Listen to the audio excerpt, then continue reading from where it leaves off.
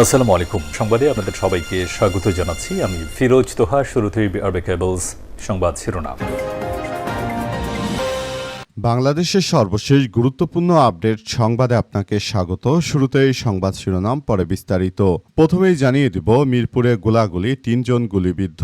রাজধানী মিরপুরে ১৩ নম্বরে গোলাগুলির ঘটনা ঘটেছে। এই ঘটনায় বিএনপির এক নেতাকে গুলি করে হত্যা করা হয়েছে। পাশাপাশি আরও ২ জন গুরুতরভাবে আহত হয়েছে। তাদেরকে ঢাকা মেডিকেল কলেজ হাসপাতালে ভর্তি করা হয়েছে। অবস্থায় অস্ত্রধারীদের একজনকে আটক করেছে এলাকাবাসী এবং তাকে গণধুলাই দিয়ে পুলিশের হাতে সুপার্দ করা হয়েছে। তবে উক্ত ব্যক্তির রাজনৈতিক পরিচয় কি এখনও নিশ্চিত হওয়া যায়নি। এরপর জানাবো, মতিঝিলে বোমা হামলা। রাজধানীর মতিঝিলে বোমা নিক্ষেপ করেছে দুর্বৃত্তরা। রাতে মতিঝিলের শাপলা চত্বরে মেট্রো রেল স্টেশনের নিচে সড়কে এই বোমা নিক্ষেপ করা হয়। ঘটনায় এক পথচারী গুরুতরভাবে আহত হওয়ার খবর পাওয়া গেছে। তবে মেট্রো স্টেশনের নিচে তেমন লোকজন না থাকায় মানুষজনের তেমন ক্ষতি হয়নি। এই ঘটনার পর সেখান থেকে ছাতার ভেতরে পেঁচানো অবস্থায় ঘটনাস্থল থেকে অবিস্ফোরিত আরও ২টি বোমা পাওয়া গিয়েছে। এদিকে রাষ্ট্রপতি সংবিধান বিরোধী কাজ করলে তার শাস্তি হওয়া উচিত বললেন নাহিদ ইসলাম। রাষ্ট্রপতি শাহাবুদ্দিন চুপ্পু শেখ হাসিনার একজন বিশিষ্ট তোষামোদকারী ছিলেন। এই তোষামোদকারীকে অবশ্যই আইনের আওতায় এনে তারপর শাস্তি দিতে হবে বলে জানিয়েছেন নাহিদ ইসলাম। এবারে জানাবো, পরবর্তী রাষ্ট্রপতির পদে আলোচনায় যারা। মোহাম্মদ শাহাবুদ্দিন চুপ্পুর পদত্যাগের পর পরবর্তীতে বিএনপির রাষ্ট্রপতির আলোচনায় রয়েছে ৬ জন। এর মধ্যে রয়েছেন বিএনপির মহাসচিব মির্জা ফখরুল, বিএনপির স্থায়ী কমিটির সদস্য খন্দকার মোশারেফ হোসেন, জাতীয় সংসদ সদস্য ড আব্দুল মঈন খান, বিএনপির সংসদ সদস্য নজরুল ইসলাম খান, বিএনপির স্পিকার হাফিজউদ্দিন আহমেদ এবং বিএনপির আনারুল্লাহ চৌধুরী। তাদের যে কোনো একজনকে বিএনপি বেছে নিতে পারে। আগামী ৩ মাসের মধ্যে জাতীয় সংসদে রাষ্ট্রপতি নির্বাচনের একটি ভোটাভুটি হবে। সেখান থেকেই নতুন রাষ্ট্রপতি বেছে নেবেন তারা। এদিকে শিক্ষামন্ত্রীর পদত্যাগ ছাড়া আলোচনা অর্থহীন বললেন ককরোচ পার্টির এক প্রধান নেতা। ভারতের কেন্দ্রীয় সরকারের সঙ্গে ৩য় দফা বৈঠকের কয়েক ঘণ্টা আগে শিক্ষামন্ত্রীর পদত্যাগ ইস্যুতে নিজেদের অবস্থান স্পষ্ট করে জানিয়ে দিল যে আন্দোলনরত ককরোচ জনতা পার্টি বা সিজেপি। দলটির পক্ষ থেকে স্পষ্ট ভাষায় জানিয়ে দেওয়া হয়েছে যে শিক্ষামন্ত্রী ধর্মেন্দ্র প্রধানকে অপসারণ মোদী সরকার রাজি না হলে আলোচনায় বসার কোনো লক্ষ্যই আসলে তাদের নেই। এবং সর্বশেষ জানাবো, ইরানের কাছে ট্যাঙ্কার বিকল করল মার্কিন বাহিনী। যুদ্ধ ছড়িয়ে পড়ার আশঙ্কা। ইরান সীমান্তের কাছে একটি তেলবাহী ট্যাঙ্কার লক্ষ্য করে হামলা চালিয়ে সেটিকে সম্পূর্ণ বিকল করে দিয়েছে যুক্তরাষ্ট্রের সামরিক বাহিনী। সংঘাত কেবল ইরান সীমানার কাছে সীমাবদ্ধ থাকছে না, বরং তা আঞ্চলিক যুদ্ধে রূপ নিচ্ছে এমন আশঙ্কার মধ্যেই এমন ঘটনা ঘটল। কাতার ভিত্তিক সংবাদ মাধ্যম আল জাজিরাকে দেয়া এক বিবৃতিতে মার্কিন সেন্ট্রাল কমান্ড বা সেন্টকমের মুখপাত্র এবং মার্কিন নৌবাহিনীর ক্যাপ্টেন টিম হকিংস জানিয়েছেন যে ট্যাঙ্কারটির ক্রু অন্তত ৪ বার আরোপিত অবরোধ ভেঙে সামনের দিকে এগোনোর চেষ্টা করেছিল। প্রিয় দর্শক, এতক্ষণ শুনছিলেন সংবাদ শিরোনাম, এবারে বিস্তারিত। তবে তার আগে বন্ধুরা অনুরোধ থাকবে, এই সংবাদটিতে একটি লাইক দিন। এই চ্যানেলে আপনি নতুন হয়ে থাকলে আমাদের সংবাদটি দেখতে দেখতে চ্যানেলটি সাবস্ক্রাইব করে রাখুন। কমেন্ট করে বন্ধুরা আপনার মূল্যবান মতামত জানিয়ে দিন আপনি বিশ্বের কোন দেশ থেকে বা বাংলাদেশের কোন স্থান থেকে আমাদের সংবাদটি দেখছেন এবং শুনছেন। আর বন্ধুরা, সংবাদটি আপনার সোশ্যাল মিডিয়া ফেসবুকে শেয়ার করে বন্ধুদেরও দেখার সুযোগ করে দিন। গাজা যুদ্ধে আপনি যদি নিরীহ ফিলিস্তিনিদের ভালোবেসে থাকেন বন্ধুরা, কমেন্টে ইয়েস লিখে পুরো বিশ্ববাসীকে আমাদের এই তাজা আপডেটটি দেখার সুযোগ করে দিন। এবারে বিস্তারিত। মিরপুরে গোলাগুলি, ৩ জন গুলিবিদ্ধ। রাজধানী মিরপুরে ১৩ নম্বরে গোলাগুলির ঘটনা ঘটেছে। এই ঘটনায় যুবদল কর্মী সহ ৩ জন গুলিবিদ্ধ হয়েছে। আজ কাফরুল এলাকায় এমন ঘটনা ঘটে। গুলিবিদ্ধ হলেন কাফরুল থানা যুবদলের কর্মী ইউসুফ আলী, মনির হোসেন ও নালাম সর্দার। গুলিবিদ্ধ অবস্থায় তাদের হাসপাতালে নেওয়া হয়। এদিকে গোলাগুলির ঘটনায় অস্ত্রধারী একজনকে আটক করে পুলিশে দিয়েছে স্থানীয়রা। তবে তাৎক্ষণিকভাবে তার নাম পরিচয় এখনও জানা যায়নি। মিরপুর ১৩ নম্বরের বাসিন্দা ও বিএনপির কর্মী মোহাম্মদ সুজন জানান, রাত 11টার দিকে তারা 7 থেকে 8 জন এলাকায় আড্ডা দিচ্ছিলেন। ওই সময় হঠাৎ করে 3 অস্ত্রধারী তাদের লক্ষ্য করে এলোপাতাড়ি গুলি চালায়। এতে ইউসুফ আলীর বুকে একটি গুলি লেগেছে। এছাড়াও আরও 2 জন গুলিবিদ্ধ হয়েছে। কাফরুল থানার ওসি সাইফুল ইসলাম বিষয়টি নিশ্চিত করে জানিয়েছেন যে পুলিশের এই কর্মকর্তা জানান যে গোলাগুলির ঘটনায় 3 জন গুলিবিদ্ধ হয়েছে। তাদেরকে উদ্ধার করে হাসপাতালে পাঠানো হয়েছে।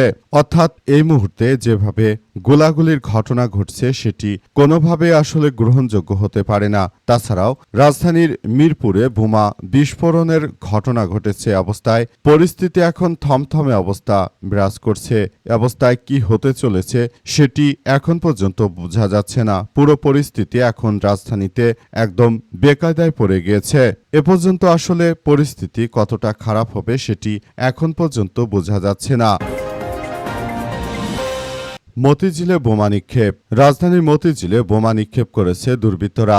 আজ রাতে মতিঝিলে শাপলা চত্বরে মেট্রো রেল স্টেশনের নিচে সড়কে এই বোমা হামলা করা হয়। ঘটনায় পথচারী আহত হওয়ার খবর পাওয়া গেছে। জানা গেছে রাতে মেট্রো রেলের নিচে সড়কে হঠাৎ করে বিকট শব্দে বোমা বিস্ফোরিত হয়। এই ঘটনার পরপরই পুলিশ ও আইনশৃঙ্খলার রক্ষাকারী বাহিনীর সদস্যরা দ্রুত ঘটনাস্থলে আসে পড়ে। ছাতার ভেতরে পেঁচানো অবস্থায় ঘটনাস্থল থেকে আরও আরও একটি বোমা উদ্ধার করা হয়েছে। মতিঝিল থানার ভারপ্রাপ্ত কর্মকর্তা কামরুজ্জামান তালুকদার জানিয়েছেন যে এই মেট্রো স্টেশনের নিচে একটি পরিত্যক্ত ছাতার মধ্যে একটি অবিস্ফোরিত শক্তিশালী বোমা দেখে পথচারীরা পুলিশকে খবর দেয়। পরে পুলিশ এসে জায়গাটি নিরাপত্তার চাদরে ঘিরে ফেলে। অবস্থায় এরপরই সেখান থেকে এই বোমাটি উদ্ধার করা হয়েছে। অবস্থায় বোমাটির ভিতরে টাইম মেশিন সহ বিভিন্ন গুরুত্বপূর্ণ যন্ত্রপাতি তার ইত্যাদি দেয়া ছিল এবং প্রত্যক্ষদর্শীদের বরাদে পুলিশের ওই কর্মকর্তা জানান যে ঢাকেশ্বরী মন্দির থেকে ফিরতি পথে ইসকনে যাওয়ার কিছুক্ষণ পরেই বোমাটি দেখতে পায় স্থানীয়রা। এই ঘটনায় শিক্ষা মন্ত্রণালয়ের কর্মরত এক যুবক আহত হয়েছে। আহত অবস্থায় প্রথমে তাকে ঢাকা মেডিকেল কলেজ হাসপাতালে নেওয়া হয়। পরে সেখান থেকে উন্নত চিকিৎসার জন্য রাজধানীর চক্ষু বিজ্ঞান ইনস্টিটিউটে ভর্তি করা হয়েছে। অবস্থা এখন রাজধানীর অবস্থা পুরোই থমথমে অবস্থায় বিরাজ করছে। রাষ্ট্রপতি সংবিধান বিরোধী কাজ করলে তার শাস্তি হওয়া উচিত বললেন নাহিদ ইসলাম। রাষ্ট্রপতি যদি সংবিধান বিরোধী কাজ করে থাকে তাহলে সে রাষ্ট্রপতির শাস্তি হওয়া উচিত বলে মন্তব্য করেছেন জাতীয় নাগরিক পার্টি এনসিপির আহ্বায়ক ও জাতীয় সংসদের বিরোধী দলীয় চিফ হুইপ নাহিদ ইসলাম আজ বিকেলে নেত্রকোনার খালিয়াজুড়ি উপজেলায় এনসিপি আয়োজিত দেশব্যাপী জুলাই পদযাত্রা এবং পথসভা কর্মসূচিতে অংশ নিয়ে এমন মন্তব্য করেছেন তিনি। নাহিদ ইসলাম জানিয়েছেন যে বিএনপি সরকারের স্বরাষ্ট্রমন্ত্রী সংসদে বলেছেন যে রাষ্ট্রপতির আদেশের ভিত্তিতে গণভোট অনুষ্ঠিত হয়েছিল, সেই বিষয়টিকে অবৈধ। রাষ্ট্রপতি সংবিধান বিরোধী কাজ করেছেন, তাহলে রাষ্ট্রপতি যদি সংবিধান বিরোধী কাজ করে থাকে তাহলে সেই রাষ্ট্রপতির শাস্তি হওয়া উচিত। আমরা দেখব বিএনপি সরকার কোনো শাস্তির ব্যবস্থা করে কিনা। যদি তারা শাস্তির ব্যবস্থা না করে তাহলে আমাদেরকে আসলে মাঠে নেমে তারপর পুরো কার্যক্রম চালিয়ে যেতে হবে বলে উল্লেখ করা হয়েছে। আরও বলা হয়েছে যে এই ধরনের ঘটনাগুলো আমাদের সবার জন্য অত্যন্ত বেদনাদায়ক এক ঘটনা হিসেবে আবির্ভূত হচ্ছে। আমরা বিষয়গুলোকে খুবই গুরুত্ব সহকারে দেখভাল করছি। পুরো রাষ্ট্র কাঠামো যাতে করে কোনো ভয়াবহ বিপর্যয়ের মধ্যে না পড়ে সেই ব্যাপারগুলোকে খুবই গুরুত্ব সহকারে দেখভাল করার কথা জানিয়েছেন নাহিদ ইসলাম। নাহিদ ইসলামের পক্ষ থেকে আরও বলা হয়েছে যে এই রাষ্ট্রপতি চুপ্পু সেদিন কিন্তু শিক্ষার্থীদের হত্যা করার জন্য তিনি এক মাস্টারমাইন্ড হিসেবে কাজ করেছেন। সুতরাং তাকে অবশ্যই আইনের আওতায় নিয়ে এসে তারপর তার বিচার করতে হবে। যদি এটা না করা হয় ভবিষ্যতে বাংলাদেশে আরও ফ্যাসিবাদে জন্ম নেবে। এই ফ্যাসিবাদেরা মূলত দেশটাকে একটি ধ্বংসস্তূপে পরিণত করে দিতে চায়। তাদেরকে কোনোভাবেই কোনো ছাড় দেওয়া উচিত হবে না বলে জানিয়েছেন নাহিদ ইসলাম। বিষয়গুলো আমাদের জন্য অত্যন্ত স্পর্শকাতর উল্লেখ করে নাহিদ ইসলাম জানিয়েছেন যে আমরা এই বিষয়গুলোকে খুবই খারাপ আকার ধারণ করার বিষয় দেখছি। আমরা মনে করি যে বর্তমান সময় যদি এভাবে চলতে থাকে তাহলে ভবিষ্যতে এটা আমাদের সবার জন্য আরও ভয়াবহ এক বিপর্যয়কর পরিস্থিতির সৃষ্টি করতে পারে। সুতরাং এখনই বিষয়গুলো আমাদেরকে আরও বেশি সতর্ক অবস্থানে থেকে দেখভাল করতে হবে বলে উল্লেখ করা হয়েছে। এ অবস্থায় আসলে সবাইকে আরও সতর্ক থাকতে হবে বলে জানান নাহিদ ইসলাম। পরবর্তী রাষ্ট্রপতি পদে আলোচনায় যারা মোহাম্মদ শাহাবুদ্দিন চুপ্পু পদত্যাগ করলেও পরবর্তী রাষ্ট্রপতির আলোচনায় বেশ কয়েকজনের নাম রয়েছে। এর মধ্যে বিএনপির স্থায়ী কমিটির সদস্য খন্দকার মোশারেফ হোসেন, বিএনপির মহাসচিব মির্জা ফখরুল ইসলাম আলমগীর, এছাড়াও বিএনপির জাতীয় সংসদ সদস্য ডক্টর আব্দুল মঈন খান। এই মঈন খান যখন বিএনপির প্রায় প্রতিটি নেতাই আসলে ধরা খেয়েছিল, তখন কিন্তু এই মুহূর্তে দেখা গিয়েছিল যে সেখানে এক কার্যক্রম চলছিল। তখন ডক্টর আব্দুল মঈন খান কিংবা মির্জা ফখরুলের মতো কোনো নেতা রাস্তায় না থাকলেও ডক্টর আব্দুল মঈন খান তিনি বিএনপির নেতৃত্ব দিয়েছিলেন। এরপর বর্তমান যিনি স্পিকার রয়েছেন হাফিজউদ্দিন আহমেদ, তারও রাষ্ট্রপতি হওয়ার দৌড়ে এগিয়ে রয়েছেন। তো দেখা যাক এই চারজনের মধ্যে কাকে রাষ্ট্রপতি হিসেবে মনোনীত করে বিএনপি। অবস্থায় বিএনপির পক্ষ থেকে আসলে রাষ্ট্রপতি কে হবে সেটি স্পষ্টভাবে বলা হয়নি, শুধু বলা হয়েছে যে জাতীয় সংসদের নির্দেশনা অনুযায়ী সংসদে একটি ভোটাভুটি অনুষ্ঠিত হবে। সেই ভোটে নির্ধারিত হবে যে কে আসলে এই রাষ্ট্রপতির পদে থাকতে চলেছে বা কে নতুন রাষ্ট্রপতি নির্বাচিত হতে চলেছে। সেসব বিষয়গুলোকে খুবই গুরুত্ব সহকারে দেখভাল এর মধ্য দিয়ে এগিয়ে যেতে হচ্ছে সবাইকে।